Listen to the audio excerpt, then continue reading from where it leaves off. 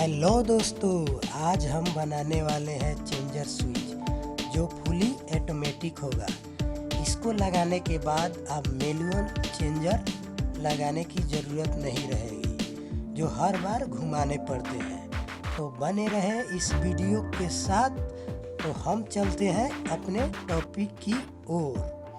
तो हम बनाने वाले हैं ऑटोमेटिक चेंजर। तो इसको बनाने के लिए हमें क्या क्या सामान चाहिए? इसके लिए हमें एक एनर्जी मीटर जो बिजली विभाग द्वारा लगाए गए रहते हैं घर या ऑफिस में। इसके बाद हमको चाहिए 2 MCB जो हमारा शॉर्ट सर्किट लोड का प्रोडक्शन देता है। ठीक है दोस्तों। उसके बाद हमें चाहिए जनरेटर जो पावर जाने के बाद इमरजेंसी सप्लाई के लिए हम इस्तेमाल करते हैं। उसके बाद आता है ऑटोमेटिक का सबसे इम्पोर्टेंट कॉन्टेक्टर। तो दोस्तों, कॉन्टेक्टर के बारे में हम कुछ बातें समझ लेते हैं। इसके पॉइंट के बारे में समझेंगे। तो इस कॉन्टेक्टर के टोटल 12 पॉइंट होते हैं। इसमें 6 पॉइंट कंट्रोल के और 6 पॉइंट सप्लाई के लिए होता है। सप्लाई इनपुट और आउटपुट के लिए। नीचे 3 पॉइंट जो देख रहे हैं, ये 3 पॉइंट इनपुट का हो जाएगा और 3 पॉइंट ऊपर में देख रहे हैं वो आउटपुट का हो जाएंगे। अब समझते हैं कंट्रोल वाले पॉइंट के बारे में जो 6 है। दोस्तों, 6 में से 2 कॉइल के होते हैं जिसमें हम सप्लाई देंगे तो हमारा कॉन्टेक्टर ऑन होगा। ठीक है दोस्तों। जिस पर लिखा रहता है A1 A2। किसी भी कॉन्टेक्टर में देखेंगे तो कॉइल पे लिखे मिल जाएंगे, कॉइल वाले पॉइंट पे लिखे मिलेंगे A1 A2। उसके बाद आता है हमारा 2 पॉइंट, एक ऊपर में एक नीचे में NC पॉइंट। NC पॉइंट के साइड में लिखे रहते हैं NC, तो इससे हम समझेंगे ये NC पॉइंट है। और 2 NO के। दोस्तों, NC कॉन्टेक्टर के पॉइंट के बारे में हम समझते हैं। NC पॉइंट हमारा कॉन्टेक्टर के ऑफ टाइम में दोनों पॉइंट आपस में कनेक्ट रहते हैं, जो अंदर से एक पत्ती द्वारा कनेक्ट रहते हैं। ऑन टाइम में ये पॉइंट डिस्कनेक्ट हो जाते हैं।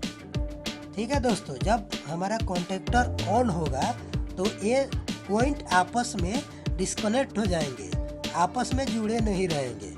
उसी प्रकार हमारा NO पॉइंट है। NO पॉइंट ऑफ टाइम में डिस्कनेक्ट रहेंगे और ऑन टाइम में कनेक्ट रहेंगे। NO पॉइंट ऑफ टाइम में डिस्कनेक्ट रहेंगे, ऑन टाइम में कनेक्ट रहेंगे। तो देखिए, घर या ऑफिस के बाहर जो हमारा मीटर लगा रहता है, बिजली वाला मीटर, तो उसका कुछ इस तरह का कनेक्शन रहता है। एक प्लस इनपुट रहता है, एक माइनस इनपुट रहता है। उसके बाद में हम मीटर से 2 आउटपुट लेते हैं, एक प्लस और एक माइनस, और MCB में कनेक्ट किए रहते हैं। MCB हो गया या फ्यूज, दोनों में से कोई एक रहता है।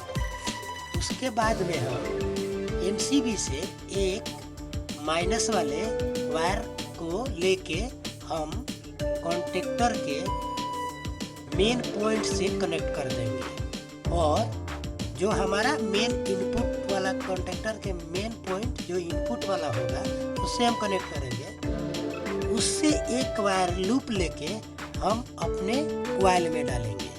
तो हमारा इस तरह से कॉन्टेक्टर के कॉइल तक और मेन इनपुट तक हमारा सप्लाई चला गया। उसके बाद हम MCB से एक प्लस वाले पॉइंट से कनेक्ट करके एक कॉन्टेक्टर के मेन इनपुट में डालेंगे और इससे एक पॉइंट लूप करके दूसरे वाले कॉन्टेक्टर के NC पॉइंट से कनेक्ट करेंगे, कंट्रोल के NC पॉइंट से कनेक्ट करेंगे। उसके बाद हम दूसरे वाले कॉन्टेक्टर के एनसी के दूसरे वाले पॉइंट से एक वायर लेके फर्स्ट वाले कॉन्टेक्टर के कॉइल में कनेक्ट करेंगे। ठीक है दोस्तों, इससे हमारा होगा ये कि हमारा जैसे ही सप्लाई जाएगा और माइनस और प्लस जाएगा तो माइनस तो सीधे हमारे कॉइल तक पहुंच जाएंगे जो लूप करके दिया हुआ है, और प्लस दूसरे वाले कॉन्टेक्टर के एनसी पॉइंट से होके दूसरे पॉइंट से होके हमारे कॉइल तक पहुंचेंगे। तो इसको पावर आने के लिए हमारे दूसरे वाले कॉन्टेक्टर को ऑफ रहना जरूरी है। ठीक है दोस्तों, ऑफ रहेंगे तभी हमारा ये पहले वाले कॉन्टेक्टर के कॉइल तक सप्लाई आएगी। अब करते हैं हम दूसरे साइड का कनेक्शन।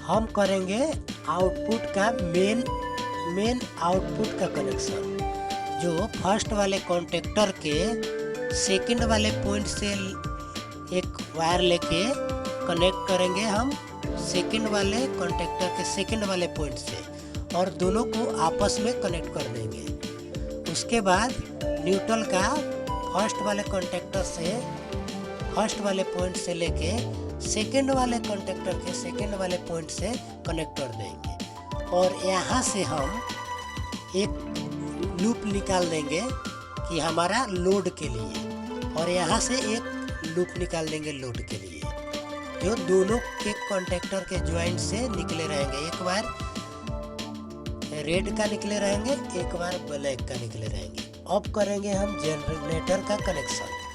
जनरेटर का कनेक्शन के लिए हम एक जनरेटर से माइनस का पॉइंट लेंगे और एमसीबी में कनेक्शन कर देंगे, एक प्लस का पॉइंट लेंगे और एमसीबी के इनपुट में कनेक्शन कर देंगे। एमसीबी के आउटपुट से हम एक माइनस लेंगे और सेकंड वाले कॉन्टेक्टर के मेन पॉइंट से कनेक्ट कर देंगे, और इससे हम एक लूप लेंगे और इसके कॉइल में हम कनेक्ट कर देंगे, दूसरे वाले कॉन्टेक्टर के कॉइल वाले पॉइंट में कनेक्ट कर देंगे। उसके बाद एमसीबी से प्लस वाले पॉइंट लेंगे और कॉन्टेक्टर के मेन पॉइंट से कनेक्ट कर देंगे।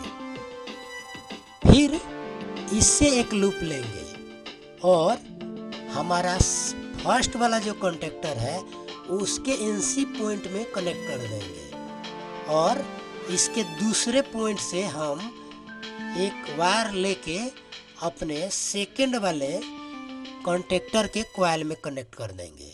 ठीक है दोस्तों, इस तरह हमारा कनेक्शन पूरा हुआ। एक काम कैसे करेंगे, जैसे ही हमारा मेन सप्लाई जो बाहर से हम लिए रहते हैं, बाहर से जो लिए रहते हैं, जैसे ही हमारा मेन सप्लाई आता रहेगा तो हमारा ये वाले कॉन्टेक्टर ऑन रहेंगे। कैसे ऑन रहेंगे, तब तक हमारा बाहर वाला सप्लाई आता रहेगा, तब तक हम तो जनरेटर नहीं चालू करेंगे, तो हमारा एक कॉन्टेक्टर ऑफ में रहेंगे।